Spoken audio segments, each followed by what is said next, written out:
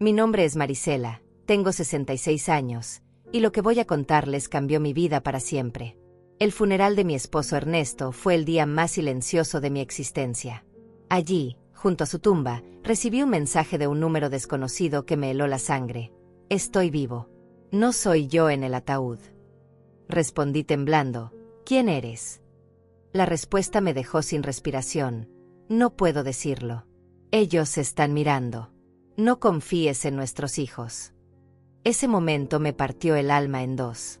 Mi mundo se desmoronó cuando vi a César y Héctor, mis propios hijos, parados junto al ataúd con expresiones extrañamente tranquilas. Algo no encajaba. Sus lágrimas parecían forzadas, sus abrazos fríos como el hielo. Durante 42 años, Ernesto había sido mi compañero, mi refugio, mi razón de vivir. Lo conocí cuando tenía 24 años en el pueblo de San Miguel, donde ambos crecimos entre calles polvorientas y sueños modestos. Yo trabajaba limpiando casas para mantener a mi madre enferma, mientras Ernesto reparaba bicicletas en un pequeño taller heredado de su padre. Éramos pobres, pero felices. Teníamos algo que el dinero no puede comprar: amor verdadero. Recuerdo la primera vez que me habló. Era un martes por la mañana. Yo caminaba hacia el mercado con mi vestido verde desteñido y mis zapatos gastados. Él salió de su taller con las manos manchadas de grasa y me sonrió con esa timidez que me enamoró desde el primer instante. «Buenos días, Marisela», me dijo con voz suave. «¿Necesitas que revise tu bicicleta?» No tenía bicicleta, pero inventé una excusa solo para hablar con él. Esa conversación se convirtió en citas bajo el árbol de mango del Parque Central. Después, en promesas de amor eterno. Finalmente, en una boda humilde pero llena de esperanza. Los primeros años fueron duros. Vivíamos en una casa de 2 habitaciones con techo de lámina. Cuando llovía, colocábamos ollas por toda la casa para recoger las goteras. Pero éramos felices. Ernesto trabajaba de sol a sol en su taller. Yo cosía ropa para las señoras del pueblo. Cuando César nació, pensé que mi corazón explotaría de felicidad. Era un bebé hermoso, con los ojos grandes de su padre y mi sonrisa. 2 años después llegó Héctor, igual de perfecto. Los crié con todo el amor del mundo, sacrificando mis propias necesidades por ellas. Ernesto era un padre maravilloso. Los llevaba a pescar al río los domingos, les enseñaba a reparar cosas con sus propias manos, les contaba historias antes de dormir. Yo los alimentaba, los vestía, los consolaba cuando lloraban. Éramos una familia unida, o eso creía. Conforme crecieron, las cosas comenzaron a cambiar. César, el mayor, siempre fue ambicioso. Desde pequeño preguntaba por qué vivíamos tan modestamente, por qué no teníamos carro como otras familias. Héctor lo seguía en todo, como siempre había sido. Cuando César cumplió 18 años, Ernesto le ofreció trabajo en el taller. Pero él lo rechazó con desprecio. «No quiero ensuciarme las manos como tú, papá. Yo voy a ser alguien importante». Esas palabras hirieron profundamente a Ernesto, aunque nunca me lo dijo. Yo lo veía por las noches, sentado en el patio, mirando las estrellas con tristeza. Su hijo había rechazado no solo su trabajo, sino toda su forma de vida. Los años pasaron y, sorprendentemente, César logró abrirse camino en el mundo de los negocios. Consiguió un trabajo en una empresa de bienes raíces en la capital. Héctor lo siguió poco después. Ambos comenzaron a ganar dinero, mucho más del que Ernesto y yo habíamos visto jamás. Al principio me sentí orgullosa. Mis hijos habían logrado lo que nosotros nunca pudimos: salir de la pobreza, tener una vida mejor. Pero poco a poco, esa alegría se convirtió en tristeza. Las visitas se volvieron menos frecuentes. Las llamadas más cortas. Cuando venían a vernos, llegaban en carros lujosos, vestidos con trajes caros, hablando de inversiones y propiedades. Nos miraban con una extraña mezcla de lástima y vergüenza. «Mamá», me decía César durante una de sus visitas esporádicas, «deberían mudarse a un lugar mejor. Esta casa se está cayendo a pedazos». Tenía razón, pero esa casa tenía todos nuestros recuerdos. Era donde habíamos criado a nuestros hijos, donde habíamos compartido miles de comidas, donde habíamos envejecido juntos. No era lujosa, pero era nuestro hogar. Ernesto, siempre sabio, me decía: «Marisela, el dinero cambió a nuestros hijos. Ya no somos suficientes para ellos. Yo me resistía a creerlo. Seguía justificando sus ausencias, sus llamadas breves, sus promesas incumplidas. Están ocupados construyendo sus vidas, me repetía a mí misma. Algún día volverán a ser los niños cariñosos que criamos. Pero en el fondo de mi corazón, sabía que Ernesto tenía razón. Habíamos perdido a nuestros hijos mucho antes de que yo perdiera a mi esposo. Solo que aún no sabía hasta qué punto éramos extraños para ellos. El cambio más drástico llegó cuando César se casó con Yasmín, una mujer de la capital que nunca ocultó su desprecio por nuestro estilo de vida sencillo. La primera vez que la trajo a casa, llegó con tacones altos que se hundían en nuestro piso de tierra del patio, un vestido rojo elegante que parecía más costoso que todo lo que yo había usado en mi vida. «Mucho gusto», me dijo con una sonrisa forzada, extendiendo apenas las puntas de sus dedos para saludarme. Sus ojos recorrieron nuestra humilde casa con una expresión que no pude descifrar, pero que me hizo sentir pequeña. Durante la cena, Yasmín apenas probó la comida que había preparado con tanto cariño. Movía los frijoles en su plato, cortaba pequeños pedazos de pollo, pero casi no comía nada. César parecía nervioso, disculpándose constantemente por cosas que nunca antes le habían avergonzado. «La próxima vez los invitamos a un restaurante», le susurró a Yasmín, pensando que no lo escuchaba. Pero lo escuché. Cada palabra se clavó en mi corazón como un cuchillo. Héctor, por su parte, siguió soltero pero adoptó la misma actitud distante de su hermano. Sus visitas se limitaban a ocasiones especiales, y aún así, siempre parecía tener prisa por marcharse. Hablaba por teléfono constantemente, cerrando negocios incluso durante nuestras conversaciones. «Mamá, tengo que irme», me decía siempre antes de tiempo. «Tengo una reunión importante mañana temprano». Los domingos familiares se convirtieron en un recuerdo lejano. Las Navidades se volvieron frías y protocolarias. Mis hijos traían regalos caros que no necesitábamos, se quedaban 2 o 3 horas y se marchaban con alivio evidente. Ernesto y yo envejecíamos solos, consolándonos mutuamente. Él seguía trabajando en su taller, aunque ya sus manos no tenían la misma fuerza de antes. Yo continuaba con mis costuras, pero mis ojos ya no eran los mismos. Nos las arreglábamos con nuestros pequeños ingresos, orgullosos de no pedirles nada a nuestros hijos exitosos. «¿Sabes qué es lo más triste, Marisela?», me dijo Ernesto una noche, mientras tomábamos café en el patio. «No es que tengan dinero. Es que el dinero los haya hecho creer que somos menos importantes». Tenía razón, como siempre. Mis hijos no solo habían cambiado económicamente, habían cambiado en su corazón. Ya no éramos sus padres queridos, éramos un recordatorio incómodo de un pasado que querían olvidar. Las cosas empeoraron cuando César compró una casa de $200,000 en un barrio exclusivo de la capital. Héctor hizo lo mismo poco después, invirtiendo en un apartamento de lujo que costó $150,000. De repente, nuestros hijos eran propietarios de fortunas que nosotros no podíamos ni imaginar. «Deberían vender esta casa y mudarse a un asilo», nos sugirió Yasmín durante una de sus escasas visitas. «Hay lugares muy bonitos para personas de su edad. Estarían más cómodos». La palabra asilo me golpeó como una bofetada. ¿Un asilo? Después de 40 años construyendo nuestro hogar, después de criar a estos hijos con tanto amor, ¿querían mandarnos a un asilo? «No necesitamos un asilo», respondió Ernesto con la dignidad que siempre lo caracterizó. «Estamos bien aquí, en nuestra casa». Pero yo vi la expresión en los rostros de César y Héctor. Ellos apoyaban la idea de Yasmín. Para ellos, éramos una carga, un problema que resolver de la manera más conveniente. Fue entonces cuando comenzaron las sugerencias más directas. César llegó un día con unos papeles en la mano, documentos que había preparado sin consultarnos.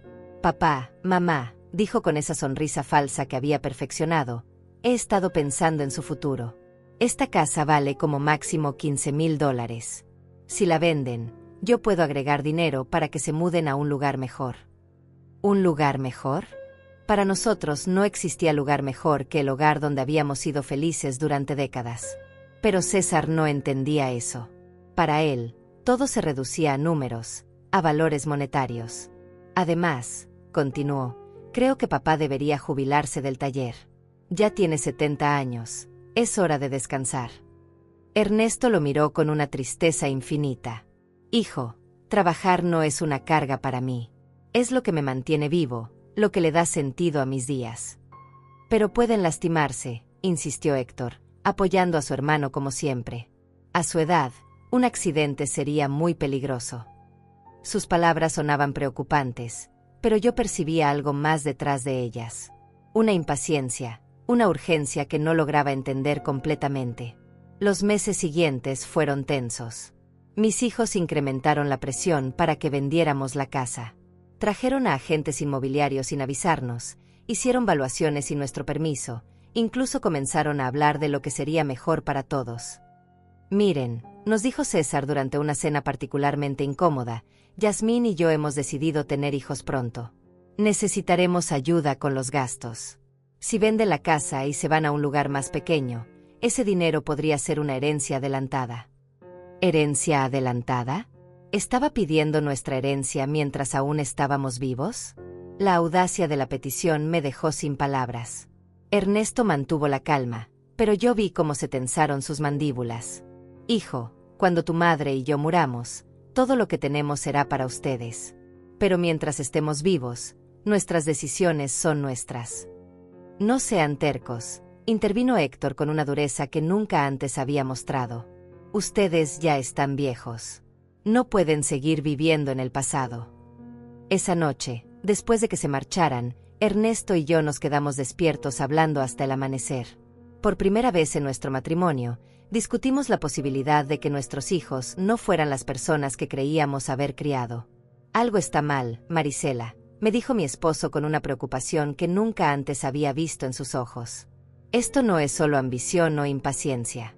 Hay algo más oscuro detrás de toda esta presión. No sabía que tan profundamente acertadas eran sus palabras. No imaginaba que mis propios hijos estaban planeando algo que cambiaría nuestras vidas para siempre. No sabía que la tragedia que se avecinaba no sería un accidente del destino, sino una conspiración cuidadosamente orquestada por las dos personas en quienes más confiaba en el mundo. La última conversación normal que tuve con César fue 3 semanas antes de la muerte de Ernesto. Llegó solo, sin Yasmín, con una expresión más seria de lo habitual. Mamá, me dijo, sentándose en la mesa de la cocina donde tantas veces había desayunado de niño, quiero que sepas que, pase lo que pase, Héctor y yo siempre los cuidaremos. Sus palabras me tranquilizaron en ese momento, pero ahora, recordándolas junto a la tumba de Ernesto, me producen escalofríos. ¿Por qué dijo pase lo que pase? ¿Qué sabía él que yo no sabía? El accidente que cambió todo ocurrió un martes por la mañana. Ernesto había salido temprano al taller, como hacía todos los días desde hacía más de 40 años. Yo estaba en la cocina preparando su almuerzo favorito, arroz con pollo y frijoles, cuando sonó el teléfono con una urgencia que me heló la sangre. «¿Señora Marisela?», preguntó una voz desconocida. «Habla del Hospital General. Su esposo ha sufrido un accidente grave. Necesita venir inmediatamente». Las palabras se difuminaron en mi mente como tinta en el agua. El mundo se detuvo. Mis piernas se volvieron gelatina y tuve que aferrarme al marco de la puerta para no caer. ¿Qué pasó? ¿Está bien? Está vivo. Está en cuidados intensivos, señora. Por favor, venga lo más pronto posible. El viaje al hospital fue una pesadilla borrosa. Mi vecina Dolores tuvo que llevarme porque yo temblaba tanto que no podía ni sostener las llaves. Durante todo el trayecto, mi mente se negaba a procesar lo que estaba sucediendo. Ernesto era cuidadoso, meticuloso en su trabajo. ¿Cómo había ocurrido esto? Cuando llegamos al hospital, César y Héctor ya estaban allí. Eso me extrañó porque nadie les había avisado aún, al menos no yo. Pero en mi desesperación, no le di importancia a ese detalle. «Mamá», me dijo César, abrazándome con una fuerza que me pareció genuina. «Papá está muy mal. Los médicos dicen que una de las máquinas del taller explotó. Tiene quemaduras graves y traumatismo craneal». Héctor tenía los ojos rojos, pero algo en su expresión me resultó extraño. Parecía más nervioso que triste, como alguien que está esperando noticias importantes más que alguien que está sufriendo por su padre. «¿Podemos verlo?», pregunté desesperada. «Solo familiares directos, de uno en uno, y por 5 minutos máximo», nos explicó la enfermera. Cuando entré a esa habitación de cuidados intensivos, mi corazón se desplomó. Ernesto estaba conectado a una docena de máquinas, con vendas que cubrían gran parte de su rostro y sus brazos. Apenas lo reconocí. Su respiración era laboriosa, artificial, mantenida por aparatos que pitaban constantemente. Me acerqué a su cama y tomé su mano, la única parte de su cuerpo que parecía intacta. Ernesto, mi amor, estoy aquí. Todo va a estar bien. Vas a recuperarte, como siempre has hecho. Por un momento, sentí que apretó ligeramente mi mano. Sus ojos se movieron detrás de los párpados cerrados. Estaba luchando, mi guerrero estaba luchando por regresar a mí. Los siguientes 3 días fueron los más largos de mi vida. Prácticamente vivía en el hospital, durmiendo en las incómodas sillas de la sala de espera. César y Héctor se turnaban para acompañarme, pero siempre parecían más interesados en hablar con los médicos que en consolar a su padre. Escuché conversaciones fragmentadas que no logré entender completamente en ese momento. Héctor preguntaba sobre los seguros médicos, sobre los costos del tratamiento. César hablaba por teléfono sobre pólizas de vida y beneficiarios. Mamá, me dijo César el segundo día, hemos revisado los seguros de papá. Tiene una póliza de vida por $50,000. También hay un seguro por accidente laboral que podría cubrir hasta 75,000 más. ¿Por qué me hablaba de dinero cuando Ernesto aún estaba luchando por su vida? ¿Por qué se preocupaba por seguros en lugar de por la recuperación de su padre? No me importa el dinero, le respondí con dureza. Solo quiero que tu papá se mejore. Por supuesto, mamá, me dijo, pero vi algo en sus ojos que no me gustó. Una frialdad, una calculadora que trabajaba mientras su padre agonizaba. El tercer día, los médicos nos dieron la noticia más devastadora de mi vida. El doctor Ramírez, un hombre mayor con expresión compasiva, nos reunió en una pequeña oficina. Señora Marisela, comenzó con voz suave, el estado de su esposo es crítico. Las quemaduras han infectado, y el traumatismo craneal es más severo de lo que pensamos inicialmente. Tenemos que ser realistas sobre sus posibilidades. ¿Qué significa eso?, pregunté, aunque en mi corazón ya sabía la respuesta. Significa que debemos prepararnos para lo peor. Su esposo está en coma inducido. Podríamos mantenerlo con vida indefinidamente, pero su calidad de vida, bueno, es muy improbable que recupere la conciencia. El mundo se desmoronó a mi alrededor. 42 años de matrimonio, una vida entera construida juntos, y ahora me decían que se desvanecía como humo. Queremos intentar todo, dije entre sollozos. No importa el costo, no importa cuánto tiempo tome. Pero César intercambió una mirada con Héctor que me inquietó profundamente. Mamá, dijo César con una voz que intentaba sonar comprensiva, tenemos que ser prácticos. Papá no querría vivir así. Él siempre decía que no quería ser una carga para nadie. Una carga, exploté con una furia que no sabía que tenía. Es tu padre. No es una carga, es el hombre que te crió, que trabajó toda su vida para darte lo mejor. Lo sabemos, mamá, intervino Héctor. Pero también tenemos que pensar en ti. Los gastos médicos van a ser enormes. Podrían acabar con todos sus ahorros. De nuevo, el dinero. Siempre el dinero. Mi esposo estaba muriendo y ellos calculaban costos. Esa noche, sola en la habitación del hospital, tomé la mano de Ernesto y le hablé como si pudiera escucharme. Mi amor, no sé qué hacer. Los médicos dicen que no hay esperanza, pero yo no puedo dejarte ir. No puedo imaginar mi vida sin ti. Fue entonces cuando ocurrió algo que aún me eriza la piel. Sus dedos se movieron ligeramente, apretaron los míos con una fuerza casi imperceptible. Sus labios se movieron como si tratara de decir algo, pero ningún sonido salió. Llamé desesperada a las enfermeras. Está reaccionando. Está tratando de hablar. Pero cuando llegaron, Ernesto había vuelto a su estado anterior. La enfermera revisó los monitores y negó con la cabeza. A veces ocurren espasmos musculares involuntarios, señora. No significa que esté consciente. Pero yo sabía lo que había sentido. Ernesto había tratado de comunicarse conmigo.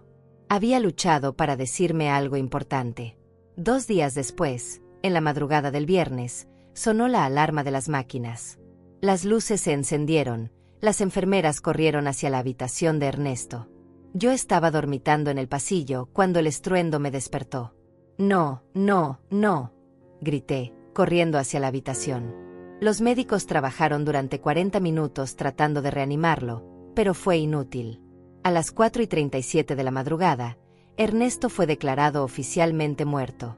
El dolor que sentí en ese momento era físico, como si me hubieran arrancado el corazón del pecho. Me desplomé junto a su cama, abrazando su cuerpo aún tibio, negándome a aceptar que se había ido para siempre. César y Héctor llegaron al hospital 1 hora después de la muerte de su padre. Parecían preparados, como si hubieran estado esperando la llamada. Trajeron papeles, documentos, números de teléfono de funerarias. Ya hablamos con la funeraria San Miguel, me dijo César mientras yo aún lloraba inconsolablemente. Pueden recoger el cuerpo esta misma mañana. También contactamos al seguro, agregó Héctor. El proceso de reclamación ya está iniciado. ¿Cómo podían ser tan eficientes, tan organizados, tan fríos apenas 1 hora después de perder a su padre? Algo no estaba bien, pero mi dolor era tan intenso que no podía pensar con claridad. El funeral se programó para el lunes siguiente. César se encargó de todos los arreglos sin consultarme realmente. Eligió el ataúd más simple, la ceremonia más breve, como si quisiera terminar con todo lo más rápido posible. Es lo que papá habría querido, me dijo cuando le reclamé por no incluirme en las decisiones. Algo sencillo, sin ostentación. Pero Ernesto se merecía algo mejor que esa prisa indecente por enterrarlo y olvidarlo. El día del funeral llegó nublado y frío, como si el cielo mismo estuviera llorando por Ernesto. Me vestí con mi único vestido negro, el mismo que había usado en el funeral de mi madre años atrás. Mis manos temblaban tanto que Dolores tuvo que ayudarme a abotonar los pequeños botones de la espalda.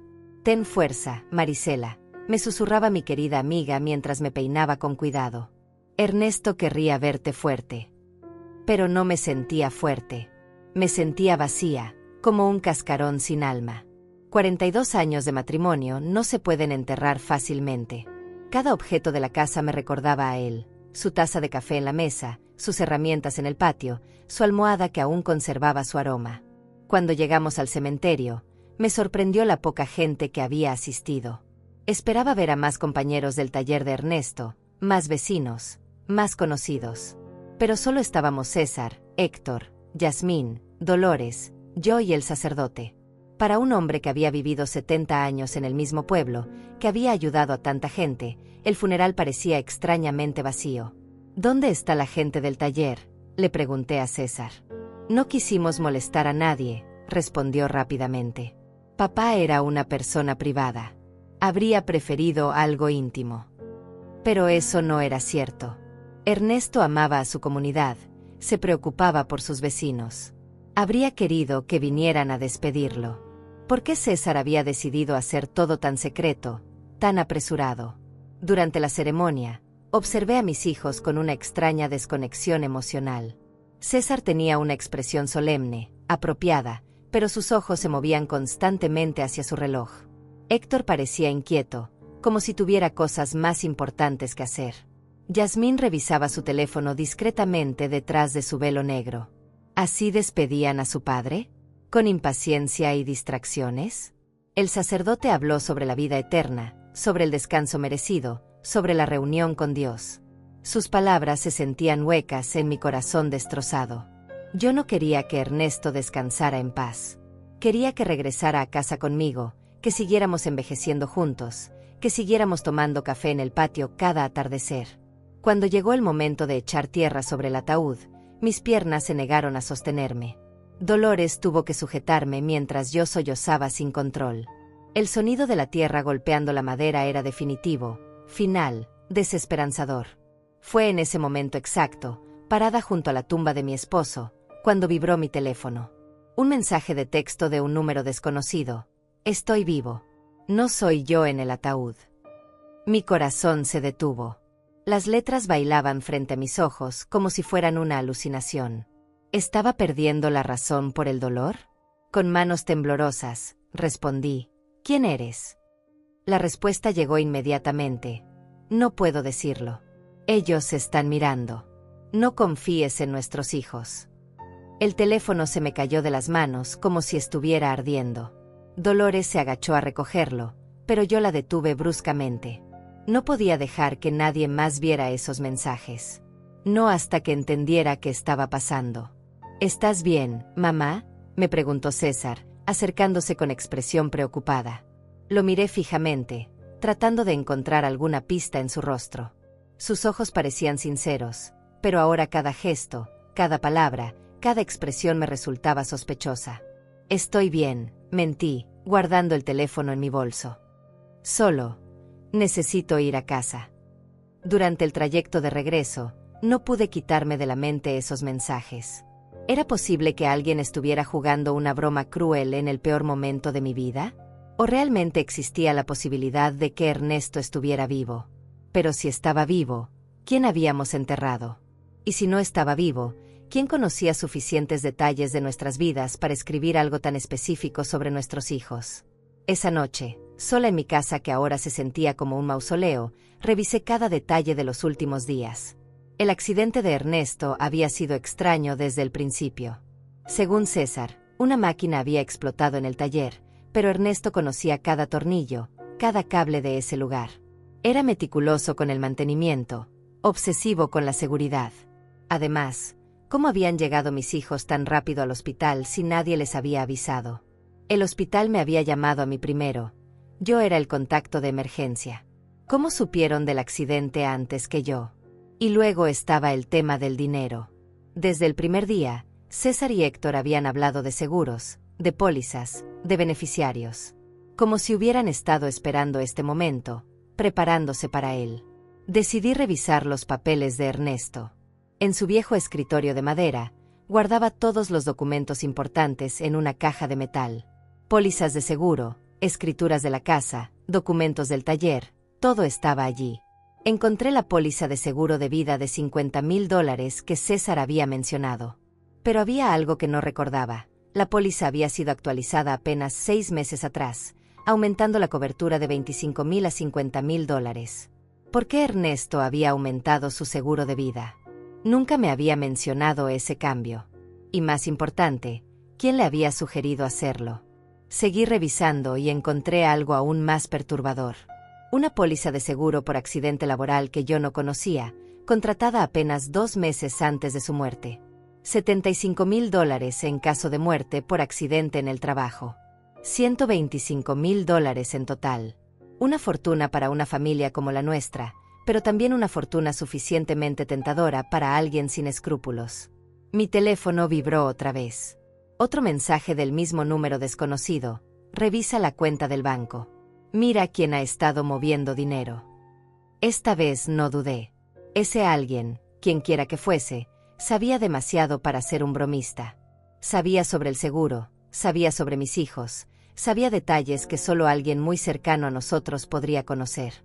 Al día siguiente, fui al banco donde Ernesto y yo habíamos tenido nuestra cuenta durante 30 años. La señora Pérez, la gerente que nos conocía desde siempre, me recibió con condolencias sinceras. Marisela, siento mucho lo de Ernesto. Era un hombre bueno. Gracias, señora Pérez. Vengo a revisar nuestras cuentas. Necesito entender nuestra situación financiera. Me mostró los estados de cuenta de los últimos 6 meses. Lo que vi me dejó helada. Durante los últimos 3 meses, se habían hecho retiros importantes de nuestra cuenta de ahorros. $5,000 en enero, $3,000 en febrero, $4,000 en marzo. Dinero que yo no sabía que se había movido. ¿Quién autorizó estos retiros?, pregunté con voz temblorosa. Su esposo venía personalmente, me explicó la señora Pérez. Decía que necesitaba el dinero para reparaciones del taller. Pero yo llevaba las cuentas de la casa. Sabía exactamente cuánto dinero teníamos y cuánto gastábamos. Ernesto nunca me había mencionado reparaciones costosas en el taller, y definitivamente nunca habíamos hablado de retirar $12,000 de nuestros ahorros.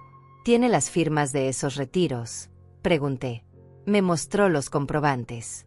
Efectivamente, parecía la firma de Ernesto, pero algo en la escritura me resultó extraño. Demasiado temblorosa, demasiado insegura para su letra habitualmente firme y clara. Señora Pérez, le pregunté con el corazón acelerado, ¿Vino solo a hacer estos retiros o alguien lo acompañaba? Ella pensó por un momento. Ahora que lo menciona, creo que 1 o 2 veces vino con uno de sus hijos. César, creo. Me dijo que lo estaba ayudando con los trámites porque a Ernesto le costaba trabajo leer los documentos sin sus lentes. César. Mi hijo había estado involucrado en retiros de dinero que yo no conocía, usando como excusa la vista cansada de su padre. Pero Ernesto veía perfectamente bien con sus lentes, que nunca se quitaba durante el día.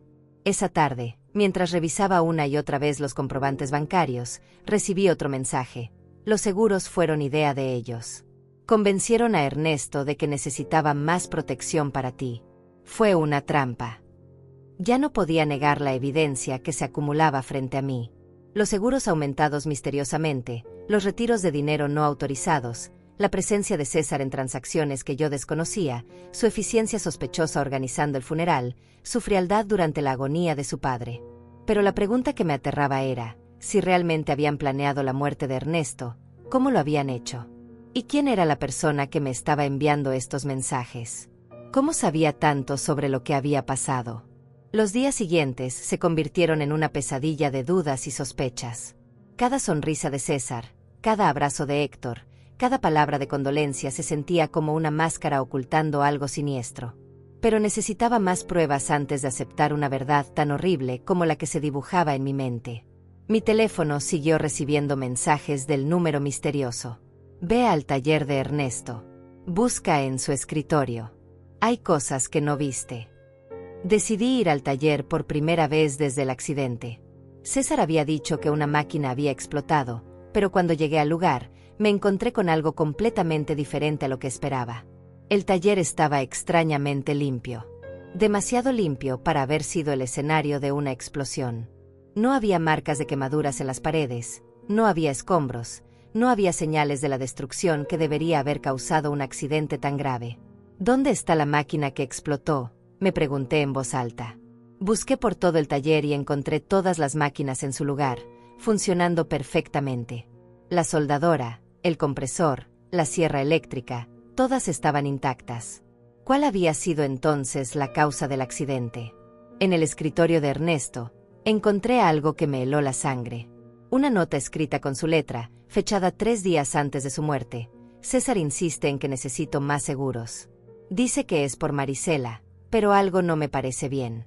No confío en sus intenciones. Debajo de esa nota, había otra. Héctor me trajo unos papeles para firmar. Dice que son para modernizar el taller, pero no entiendo de qué se trata. ¿Por qué tanta prisa? Mi esposo había tenido sospechas. Había intuido que algo no estaba bien con el comportamiento de nuestros hijos, pero había muerto antes de poder contármelo. Seguí revisando y encontré un sobresellado con mi nombre. Lo abrí con manos temblorosas. Era una carta de Ernesto. Mi querida Marisela, si estás leyendo esto, significa que algo me ha pasado. Los últimos meses he notado cambios extraños en César y Héctor. Están demasiado interesados en nuestro dinero, en los seguros, en que vendamos la casa.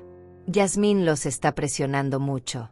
Ayer César me dijo que debería preocuparme más por mi seguridad, porque a mi edad cualquier accidente podría ser fatal. No sé por qué, pero esas palabras me sonaron como una amenaza. Te amo, Marisela. Si algo me pasa, no confíes ciegamente en nadie, ni siquiera en nuestros hijos. La carta me cayó de las manos. Ernesto había presentido su propia muerte. Había visto las señales que yo, cegada por el amor maternal, había ignorado. Esa noche, César vino a visitarme. Llegó con una botella de vino y una sonrisa que ahora me parecía completamente falsa. Mamá, he estado pensando en tu futuro, me dijo, sirviéndose una copa sin preguntarme si yo quería. El dinero del seguro ya está en proceso.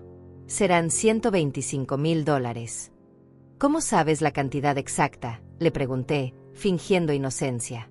Bueno, yo ayudé a papá con los trámites de los seguros. Quería asegurarse de que tuviera suficiente dinero para vivir cómodamente. Mentira. Ernesto nunca había querido aumentar los seguros. Según su propia nota, había sido presionado por César. ¿Y qué crees que debería hacer con ese dinero?, le pregunté, observando cuidadosamente su reacción. Sus ojos se iluminaron con un brillo que me dio escalofríos. Podrías comprarte una casa más pequeña, más cómoda. O mejor aún, mudarte a un buen asilo donde tengas compañía y cuidados médicos. Héctor y yo podríamos administrar tu dinero para que rinda más. Administrar mi dinero. Solo queremos cuidarte, mamá.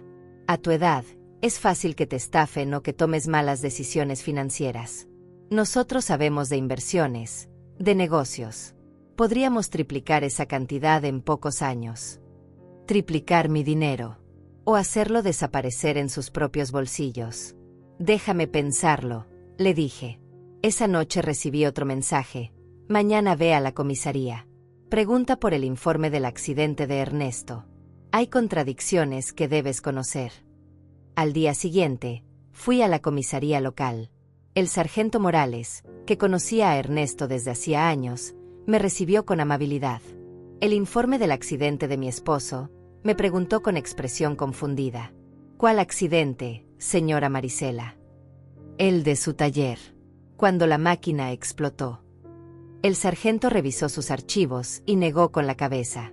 Aquí no tenemos ningún reporte de explosión en el taller de Ernesto. De hecho, no tenemos ningún reporte de accidente laboral involucrando a su esposo. Sentí que el mundo se tambaleaba bajo mis pies. Pero mis hijos dijeron que había sido un accidente en el taller. Por eso estaba en el hospital. Señora Marisela, su esposo llegó al hospital el martes por la mañana, pero no por un accidente laboral. Según el reporte médico que tengo aquí, llegó inconsciente con síntomas de envenenamiento. Envenenamiento.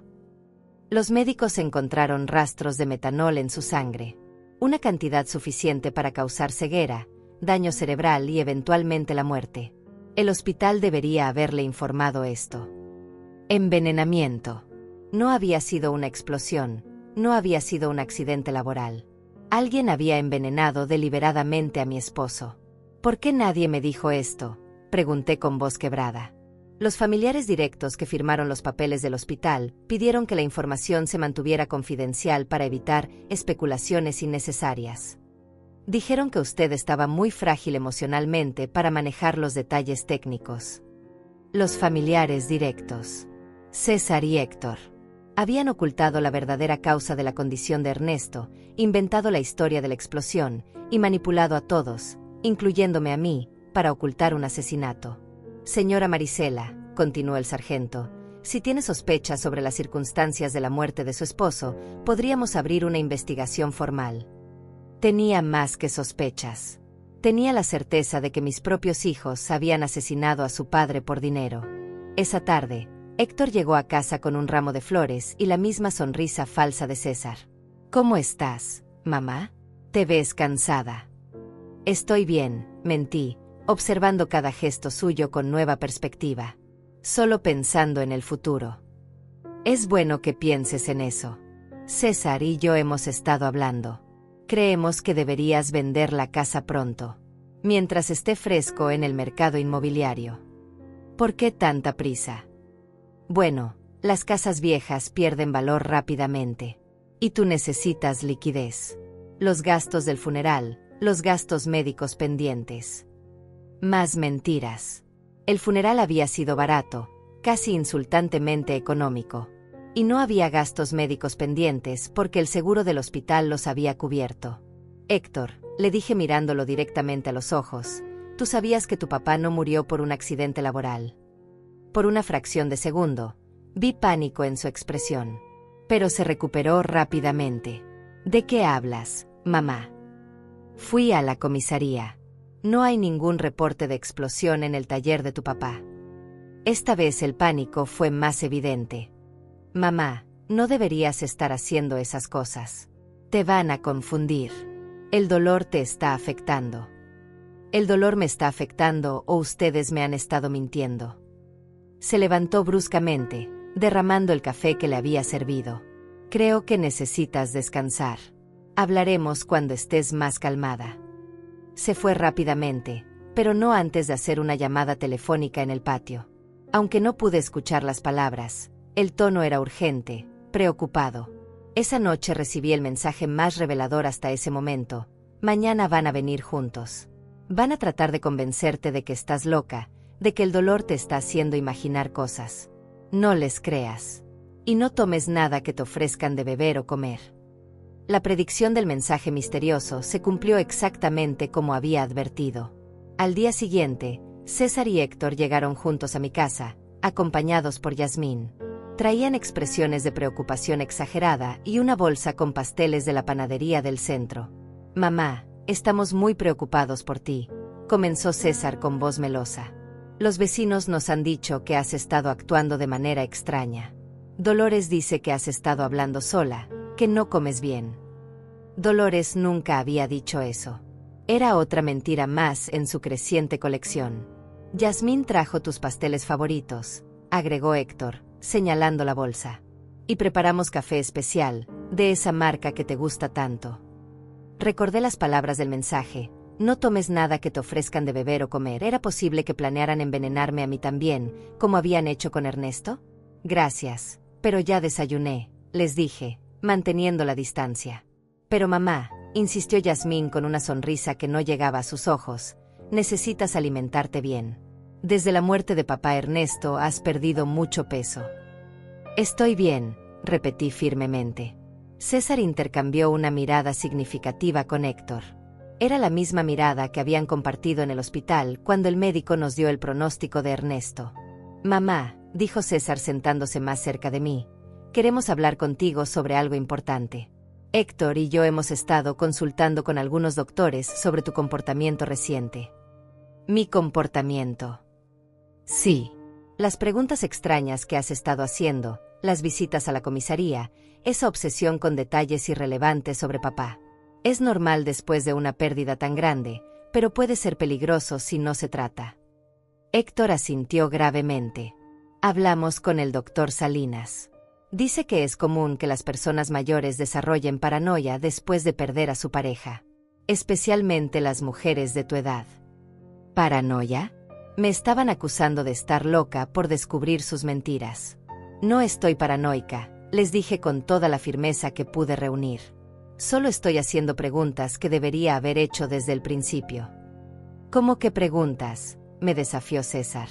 ¿Cómo por qué no hay ningún reporte policial del supuesto accidente de su padre? ¿Cómo por qué el taller está perfectamente limpio si hubo una explosión?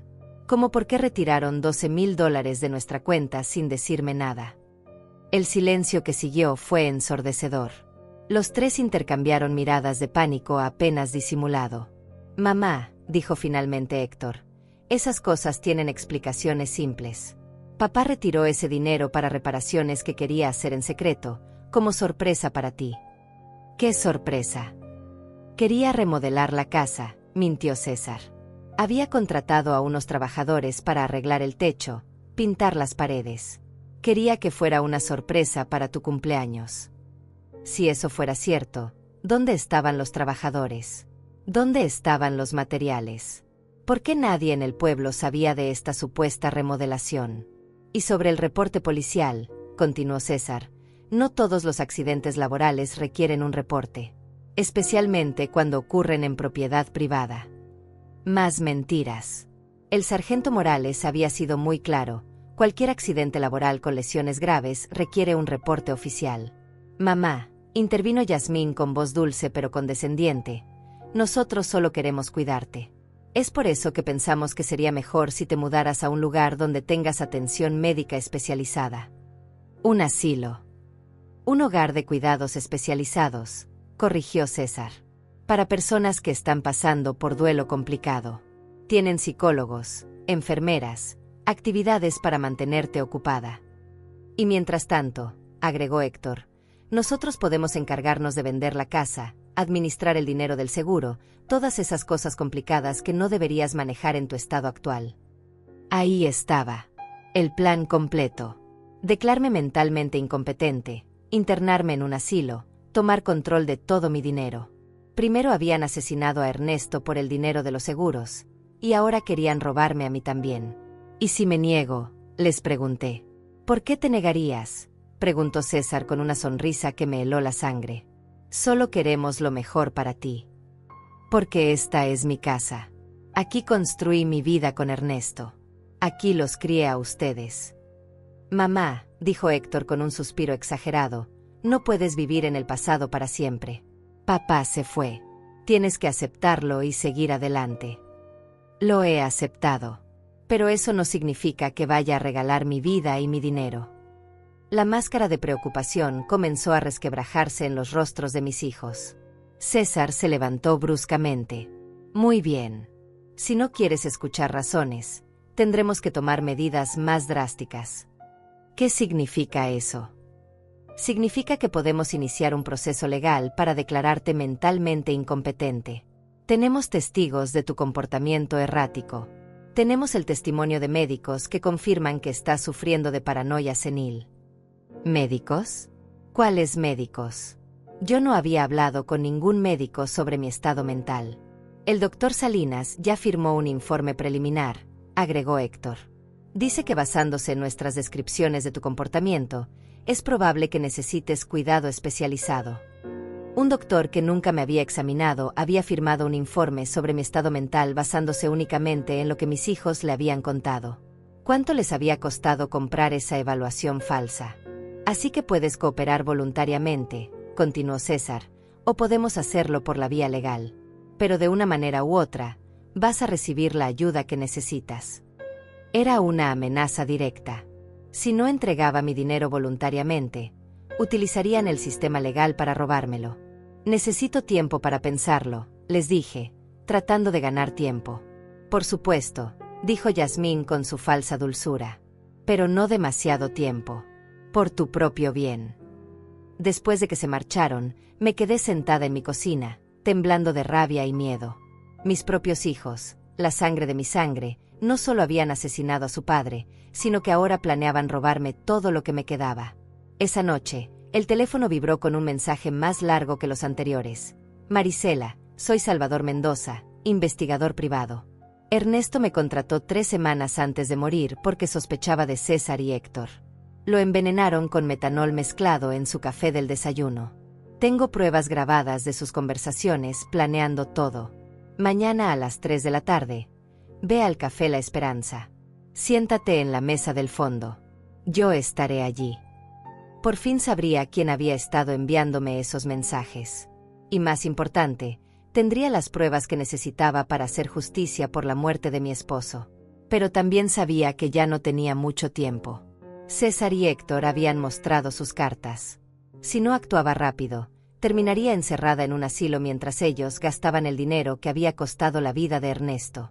La guerra había comenzado. Y aunque yo fuera una vieja de 66 años contra 2 hombres despiadados, tenía algo que ellos no tenían, la verdad. Y la verdad, tarde o temprano, siempre encuentra la manera de salir a la luz. Esa noche, por primera vez desde la muerte de Ernesto, sonreí, porque sabía que mi esposo no había muerto en vano. Su precaución, su instinto, su decisión de contratar a un investigador privado me iba a permitir hacer justicia. César y Héctor habían subestimado gravemente a su madre. Estaban a punto de descubrir que una mujer peleando por la memoria de su esposo asesinado es una fuerza más poderosa que toda su avaricia combinada. El día siguiente llegó cargado de nerviosismo y expectativa. Me vestí con cuidado, eligiendo mi vestido morado más serio, el que usaba para ocasiones importantes. Si iba a encontrarme con el hombre que podría darme las respuestas que necesitaba, quería estar preparada para cualquier revelación.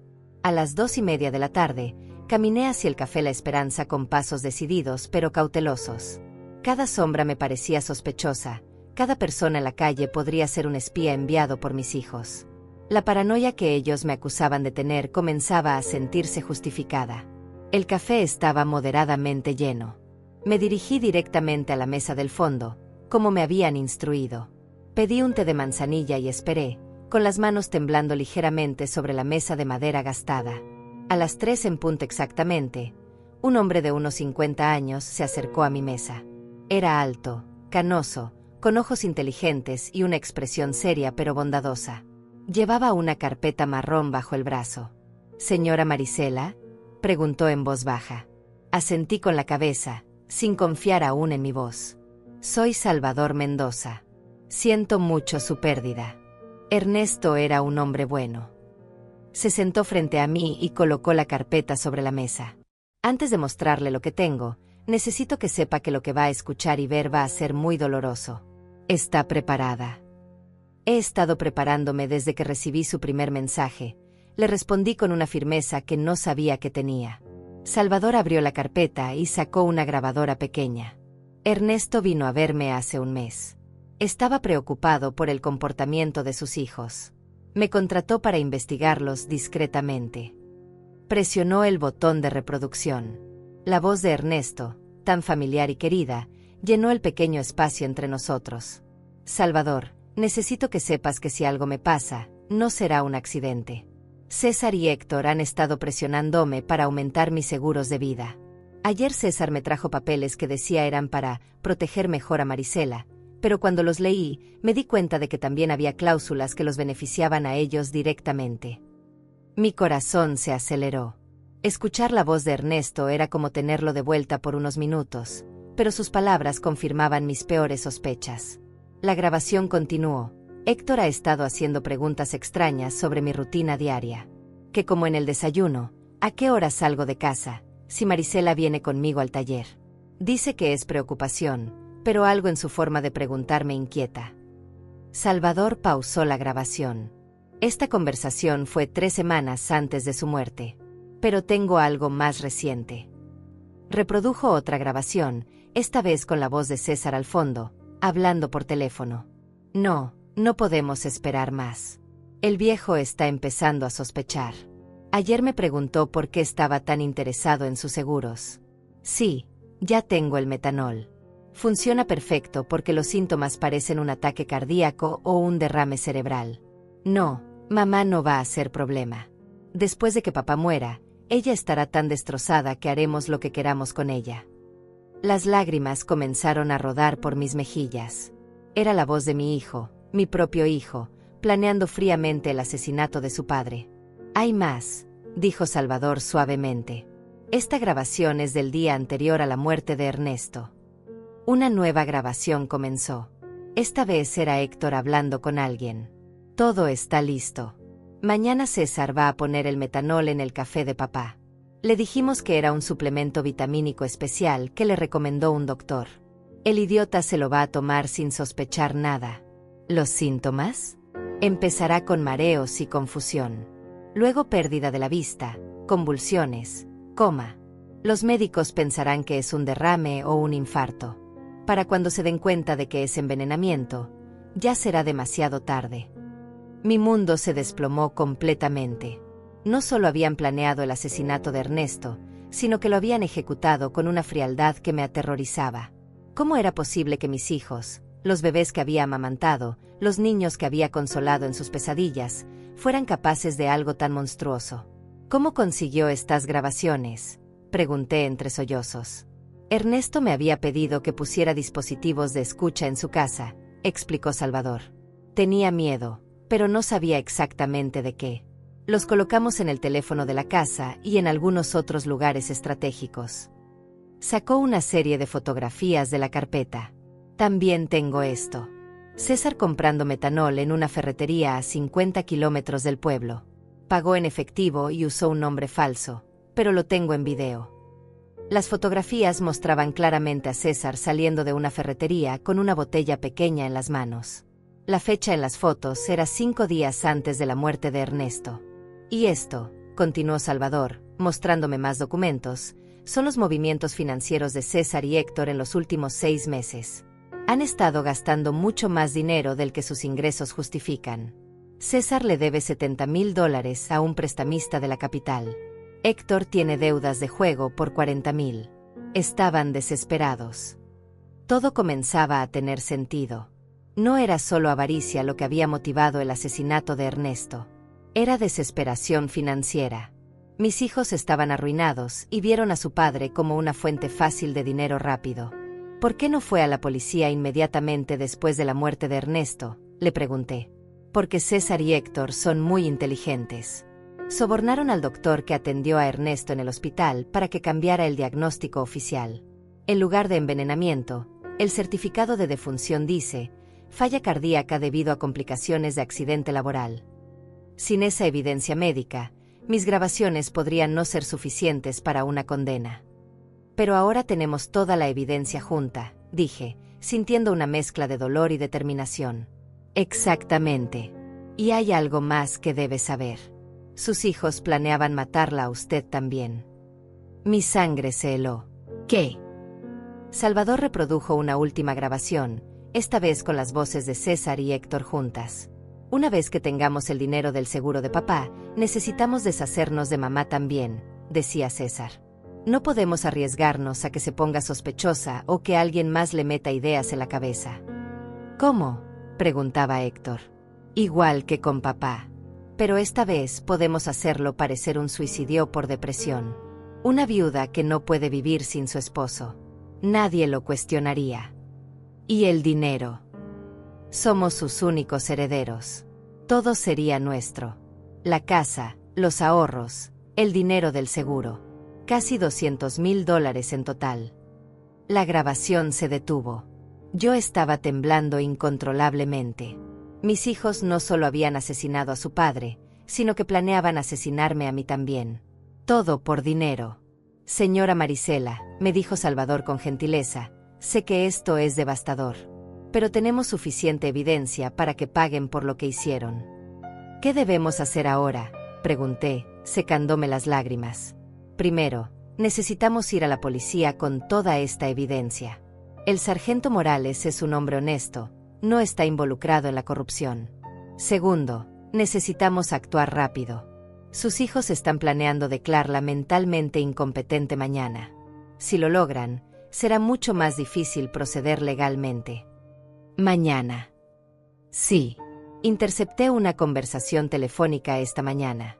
Van a reunirse con el juez Hernández a las 10 de la mañana para iniciar el proceso de incapacidad mental. Me levanté de la mesa con una determinación que no había sentido en semanas.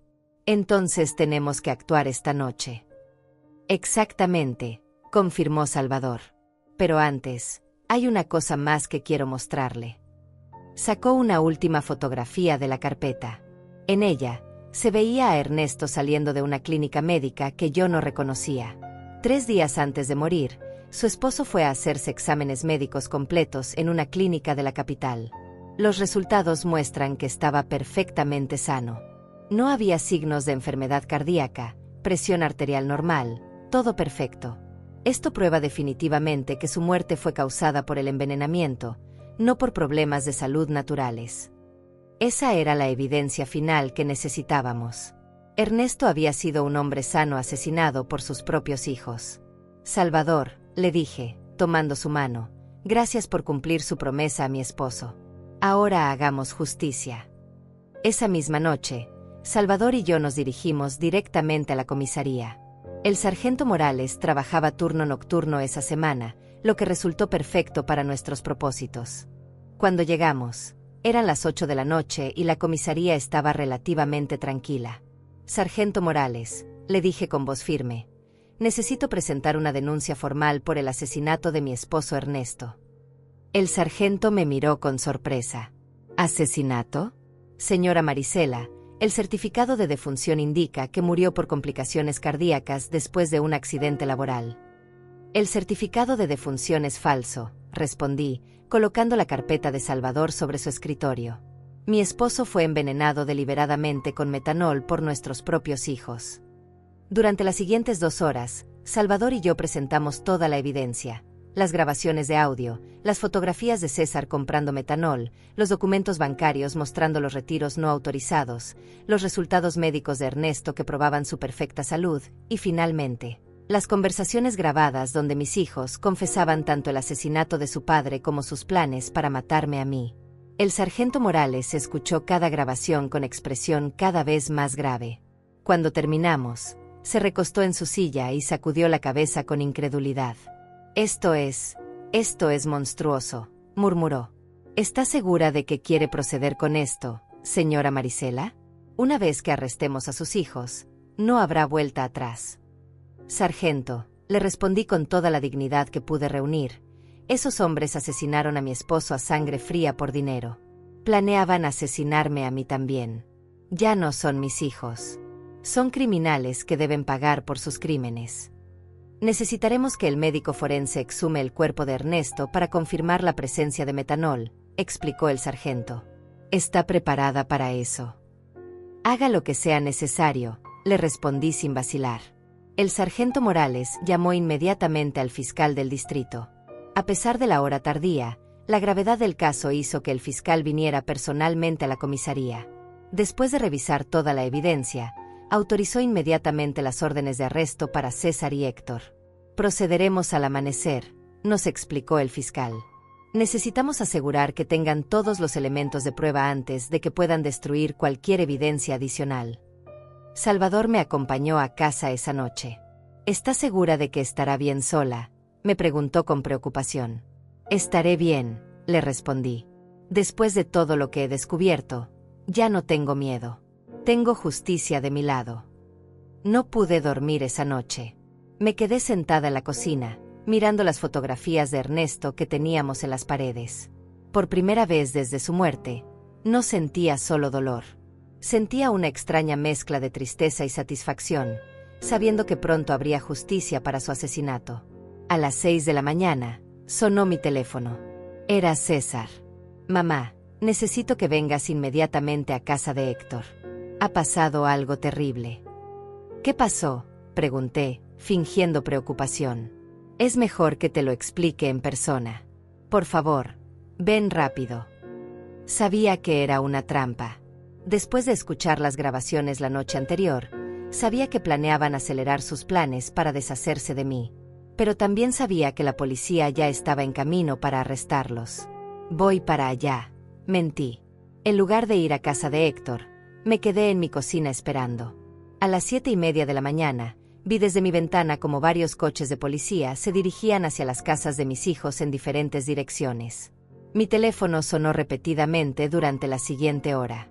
Primero César, luego Héctor, ambos con voces cada vez más desesperadas preguntando dónde estaba. Pero no respondí ninguna llamada. A las 9 de la mañana, el sargento Morales tocó a mi puerta. Señora Marisela, hemos arrestado a César y Héctor. Están bajo custodia policial, acusados de asesinato en primer grado y conspiración para cometer asesinato. Sentí que las piernas me temblaban, pero esta vez no era de miedo. Era de alivio. ¿Cómo reaccionaron?, pregunté. César negó todo al principio, pero cuando le reproducimos las grabaciones, se desplomó. Héctor trató de huir por la ventana trasera de su casa. Tuvimos que perseguirlo 6 cuadras. Esa tarde, Yasmín vino a verme. Llegó llorando, suplicante, completamente diferente a la mujer fría y calculadora que había conocido. Señora Marisela, por favor, tiene que retirar los cargos contra César. Él no es malo, solo estaba desesperado por las deudas. Yo lo presioné mucho para que encontrara dinero. Esto es culpa mía también. La miré sin una pizca de compasión. Yasmín, tu esposo envenenó a mi esposo. Planeaba asesinarme a mí también. No hay explicación ni justificación para eso. Pero somos familia, gritó desesperada. Piense en lo que esto va a hacer a la familia. La familia murió el día que decidieron matar a Ernesto por dinero, le respondí con frialdad. Ahora, por favor, retírate de mi casa. 3 días después, se llevó a cabo la exhumación del cuerpo de Ernesto. Los resultados del laboratorio confirmaron exactamente lo que Salvador había descubierto: niveles letales de metanol en su sistema, suficientes para causar todos los síntomas que había experimentado antes de su muerte. El caso se volvió sensación en todo el pueblo. Nadie podía creer que 2 hijos hubieran asesinado a su propio padre por dinero. Los periódicos locales lo llamaron el crimen más cruel de la década. Durante las semanas siguientes, más detalles salieron a la luz durante las investigaciones. César debía realmente $70,000 a prestamistas ilegales que habían comenzado a amenazarlo con violencia. Héctor había perdido $45,000 en casinos clandestinos y también enfrentaba amenazas. Habían visto el dinero del seguro de vida de Ernesto como su única salvación, pero su codicia los había llevado a aumentar las pólizas tan dramáticamente que despertaron las sospechas de su propio padre. También descubrimos que el doctor que había falsificado el certificado de defunción había recibido $5,000 en efectivo de César. Él también fue arrestado por obstruir la justicia y falsificar documentos oficiales. Salvador me explicó todos los detalles del plan que Ernesto había hecho con él. Su esposo era más inteligente de lo que sus hijos creían. Sabía que algo malo se avecinaba, pero no sabía exactamente qué. Me contrató no solo para investigar a César y Héctor, sino también para protegerla a usted si algo le pasaba a él. ¿Él sabía que iban a matarlo?, pregunté. No exactamente, pero sospechaba que sus vidas estaban en peligro. Por eso instalamos los dispositivos de grabación, por eso documentamos todo. Quería asegurarse de que si algo le pasaba, la verdad saliera a la luz. Mi Ernesto, incluso en sus últimos días, había estado protegiéndome. Había anticipado la traición de nuestros hijos y había tomado medidas para asegurar que la justicia prevaleciera. El juicio estaba programado para comenzar en 2 meses. Tanto César como Héctor enfrentaban cargos de asesinato en primer grado, que en nuestro país llevaba una sentencia de 25 años a cadena perpetua. El día del juicio llegó después de 2 meses de intensa preparación legal. El tribunal estaba completamente lleno. Periodistas de varios periódicos regionales habían venido a cubrir lo que ya se conocía como el caso de los hijos asesinos. Todo el pueblo estaba allí, vecinos, antiguos compañeros de trabajo de Ernesto, incluso personas que apenas conocía pero que querían presenciar este momento histórico de justicia. Me vestí con mi mejor vestido negro, el mismo que había usado en nuestra boda hace tantos años, pero que ahora representaba luto y dignidad. Salvador me acompañó, sentándose a mi lado durante todo el proceso. Su presencia me daba fuerzas para enfrentar lo que sería el día más difícil de mi vida. César y Héctor entraron al tribunal esposados, vestidos con uniformes naranjas de prisión. Ver a mis hijos así me partió el corazón una vez más, pero ya no sentía lástima por ellos. Solo sentía una profunda tristeza por la muerte moral que habían elegido mucho antes de asesinar físicamente a su padre.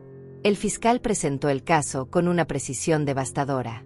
Una por una, las grabaciones fueron reproducidas ante el tribunal. El silencio era absoluto cada vez que se escuchaban las voces de César y Héctor planeando fríamente el asesinato de Ernesto.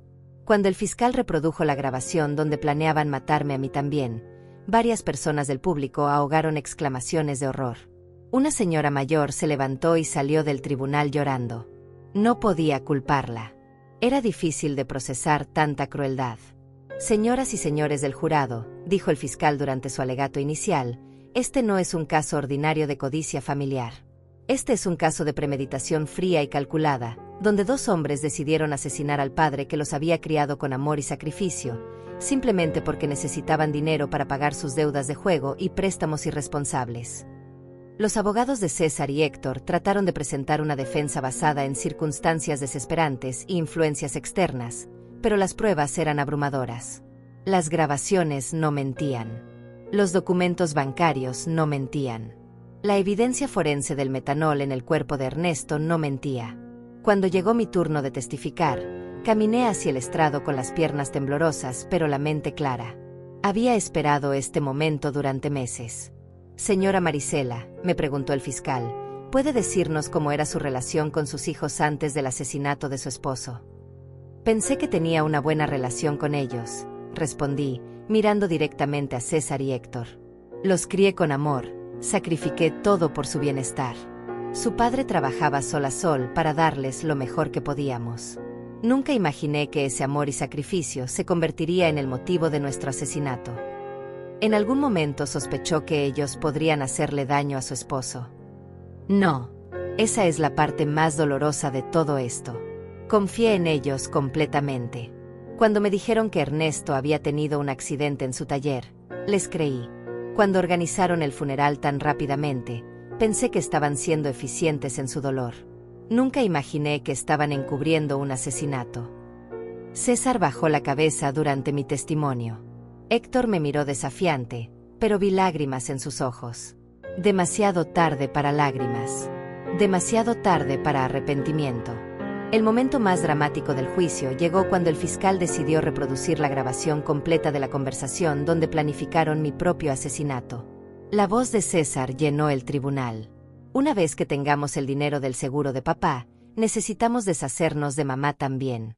No podemos arriesgarnos a que se ponga sospechosa. Un murmullo de horror recorrió el público. Varias personas se voltearon para mirarme con expresiones de incredulidad y compasión. ¿Cómo se sintió cuando escuchó esta grabación por primera vez?, me preguntó el fiscal.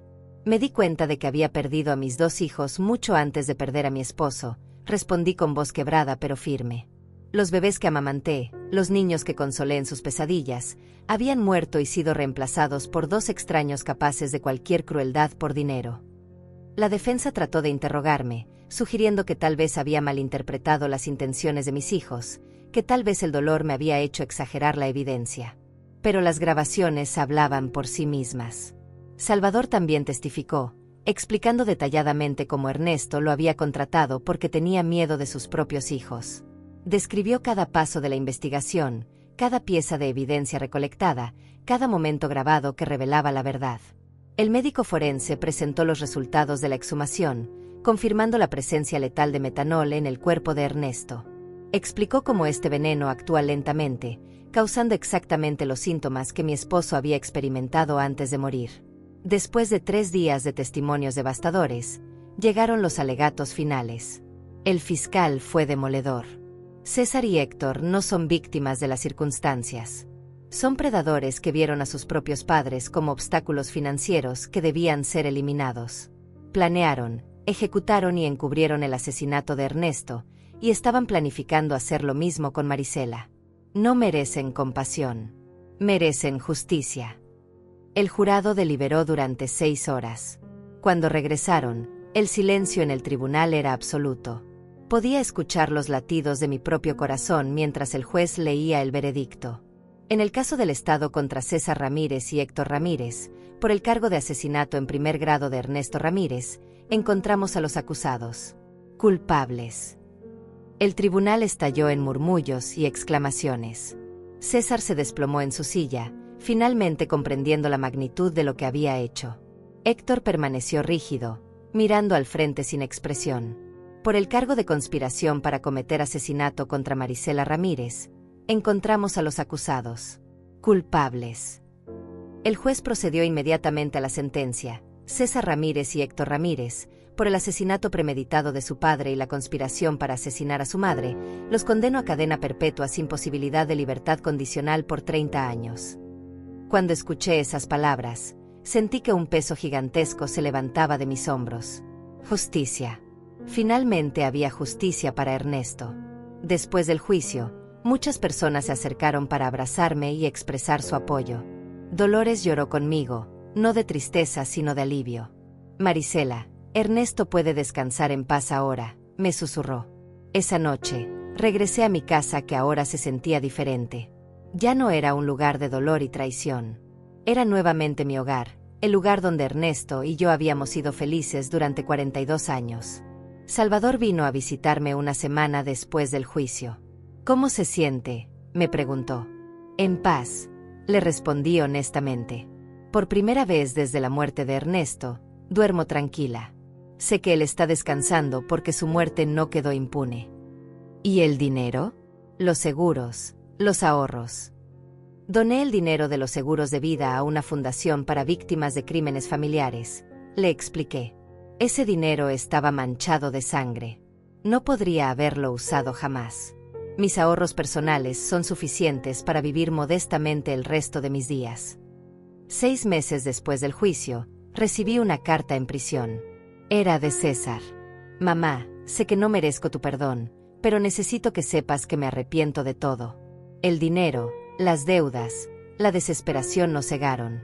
Perdimos toda humanidad. Héctor y yo destruimos a la familia más amorosa del mundo por $125,000 que ni siquiera alcanzamos a disfrutar. Mañana me suicidaré en mi celda. No puedo vivir con lo que hicimos. Cuídate, mamá. Dile a papá que lamentamos haber sido tan malos hijos. No llegué a tiempo para impedir su suicidio. César fue encontrado colgado en su celda al día siguiente. Héctor, al enterarse de la muerte de su hermano, sufrió una crisis nerviosa completa y fue transferido al hospital psiquiátrico de la prisión. Hoy, 2 años después del juicio, vivo tranquila en mi pequeña casa. He convertido el taller de Ernesto en un jardín donde cultivo flores que llevo a su tumba cada domingo. Salvador se ha vuelto un amigo cercano, visitándome regularmente para asegurar que esté bien. A veces, los vecinos me preguntan si extraño a mis hijos. La respuesta es complicada. Extraño a los niños que fueron, pero esos niños murieron mucho antes que Ernesto. Los hombres en los que se convirtieron no eran mis hijos. Eran extraños que compartían mi sangre, pero no mi corazón. He aprendido que la familia verdadera no se define por la sangre, sino por el amor, la lealtad y el respeto mutuo. Ernesto fue mi verdadera familia durante 42 años. Los amigos que me apoyaron durante el juicio son mi familia ahora. La justicia no devolvió a Ernesto, pero me devolvió la paz. Y en las noches tranquilas, cuando me siento en el patio donde tantas veces tomamos café juntos, juro que puedo sentir su presencia, orgulloso de mí por haber sido lo suficientemente fuerte para hacer lo correcto, incluso cuando significaba perder a mis hijos para siempre. 5 años han pasado desde aquel día terrible en el cementerio, cuando recibí el primer mensaje que cambió mi vida para siempre. Hoy tengo 71 años, y mi cabello completamente blanco refleja todas las tormentas que he enfrentado y superado. Pero mis ojos, según me dice mi querida amiga Dolores, brillan con una paz que no tenían antes. La casa donde Ernesto y yo construimos nuestros sueños sigue siendo mi refugio. He hecho algunas mejoras con el dinero que tenía ahorrado. Pinté las paredes de amarillo suave, el color favorito de Ernesto, y convertí su viejo taller en el jardín más hermoso del vecindario. Rosas rojas, claveles blancos, girasoles que siempre buscan el sol, como él me enseñó a hacer durante nuestros años más difíciles. Salvador Mendoza se convirtió en algo más que el investigador que me ayudó a hacer justicia. Se convirtió en mi familia elegida.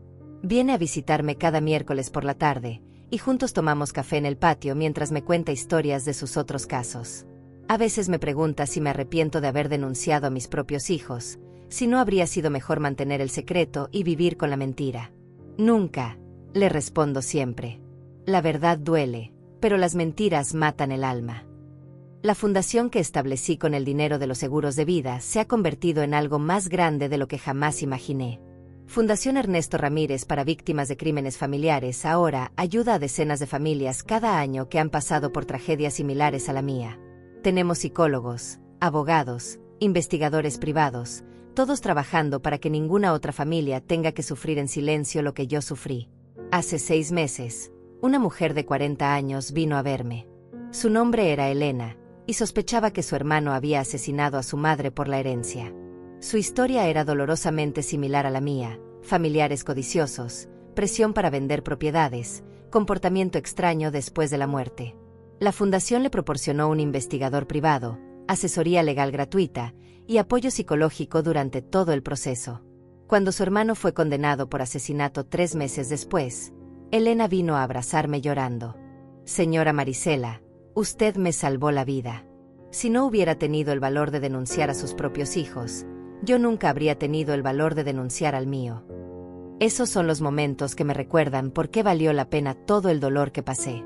Héctor sigue vivo, aunque ya no es el mismo hombre que conocí. Después del suicidio de César, su mente se quebró completamente. Los doctores dicen que vive en un estado constante de culpa y paranoia, creyendo que Ernesto viene a visitarlo cada noche para reclamarle por el asesinato. Ha intentado suicidarse 3 veces, pero los guardias de la prisión lo mantienen bajo vigilancia constante. Recibo cartas suyas ocasionalmente. Son incoherentes, llenas de disculpas desesperadas y súplicas de perdón. Al principio las leía, buscando algún rastro del hijo que crié con tanto amor. Pero después me di cuenta de que leer esas cartas solo reabría heridas que ya habían sanado. Ahora las guardo sin abrir en una caja de zapatos. Tal vez algún día las lea. Tal vez no. Tengo derecho a proteger mi paz mental. Yasmín desapareció del pueblo inmediatamente después del juicio. Alguien me dijo que se mudó a la capital y cambió su nombre. No la culpo. Cargar con el apellido de un asesino no debe ser fácil. A veces me pregunto si sabía lo que César estaba planeando, si fue cómplice silenciosa del asesinato de Ernesto. Pero esas preguntas pertenecen al pasado, y yo he aprendido a vivir en el presente. El pueblo de San Miguel nunca olvidará el caso. Se ha convertido en una leyenda local, una historia que los padres les cuentan a sus hijos como advertencia sobre la codicia y la traición. Algunos me ven como una heroína, otros como una mujer cruel que envió a sus propios hijos a la cárcel. No me importa lo que piensen. Yo sé la verdad, y la verdad me ha dado la paz que necesitaba. Mi salud se mantiene sorprendentemente bien para mi edad. El médico dice que es porque finalmente pude liberarme del estrés y la tristeza que cargaba. El cuerpo sana cuando el corazón encuentra paz, me explicó durante mi última consulta. Los domingos por la mañana son mis favoritos. Corto flores frescas de mi jardín y camino hasta el cementerio para visitar la tumba de Ernesto. Su lápida ahora tiene una inscripción que mandé grabar después del juicio. Ernesto Ramírez. Esposo amado, padre traicionado, hombre honorable. Su amor fue más fuerte que su muerte. Le cuento todo lo que ha pasado durante la semana. Le hablo sobre la fundación, sobre las familias que hemos ayudado, sobre las cartas de agradecimiento que recibo de personas que encontraron justicia gracias a nuestra historia. Juro que puedo sentir su aprobación en el viento que mueve las hojas de los árboles cercanos. ¿Sabes qué es lo más extraño, mi amor?, le dije durante mi última visita. Ya no siento dolor cuando pienso en César y Héctor. Solo siento lástima. Lástima porque tuvieron todo el amor del mundo y eligieron el odio. Tuvieron una familia que los adoraba y eligieron la traición. Tuvieron la oportunidad de ser hombres honorables como tú, y eligieron ser asesinos. La semana pasada, una reportera de la capital vino a entrevistarme para un documental sobre crímenes familiares. Me preguntó si había algo que quisiera decirles a otras personas que podrían estar pasando por situaciones similares. La familia no es una excusa para el crimen, le respondí. El amor no es ciego, el amor con límites es amor verdadero. Si alguien que dice amarte es capaz de hacerte daño por dinero o conveniencia, esa persona no te ama realmente. Y nunca, nunca es demasiado tarde para buscar justicia, sin importar quién sea el culpable. Este año, en el 5º aniversario de la muerte de Ernesto, organicé una ceremonia especial en su memoria. Vinieron más de 200 personas, vecinos, miembros de la fundación, familias que hemos ayudado, autoridades locales. Fue hermoso ver cómo su muerte, que comenzó como una tragedia, se había convertido en una fuerza para el bien en tantas vidas. Salvador dio un discurso emocionante. Ernesto Ramírez murió por la codicia de sus hijos, pero su legado vive en cada familia que encuentra justicia gracias a la valentía de su esposa. El mal intentó destruir su historia, pero el bien la convirtió en esperanza para otros. Por las noches, antes de dormir, a veces saco las fotografías viejas de cuando César y Héctor eran niños. Los veo jugando en el patio, abrazando a su padre, riéndose conmigo en navidades pasadas. Me permito llorar por esos niños inocentes que existieron una vez, antes de que la codicia los corrompiera completamente. Pero ya no lloro por los hombres en los que se convirtieron. Esos hombres eligieron su destino. Mi historia terminó siendo más grande que mi tragedia personal. Se ha convertido en un símbolo de que la justicia es posible, incluso cuando viene de las fuentes más inesperadas. Una viuda de 66 años demostró que la verdad es más poderosa que la mentira, que el amor verdadero es más fuerte que la traición, y que nunca es demasiado tarde para hacer lo correcto. Mañana es miércoles, y Salvador vendrá a tomar café como siempre. Le haré su pastel favorito y le contaré sobre las cartas de agradecimiento que llegaron esta semana. Después trabajaremos juntos en el jardín, plantando nuevas flores para la primavera. La vida continúa, más simple pero más auténtica que antes. He aprendido que la familia verdadera no se trata de sangre compartida, sino de valores compartidos, de respeto mutuo, de amor que nunca se convierte en daño. Ernesto, donde quiera que estés, espero que sepas que cumplí la promesa que te hice junto a tu tumba aquel día terrible. Encontré la verdad, busqué justicia, y convertí nuestro dolor en esperanza para otros. Tu muerte no fue en vano, mi amor. Nunca será en vano.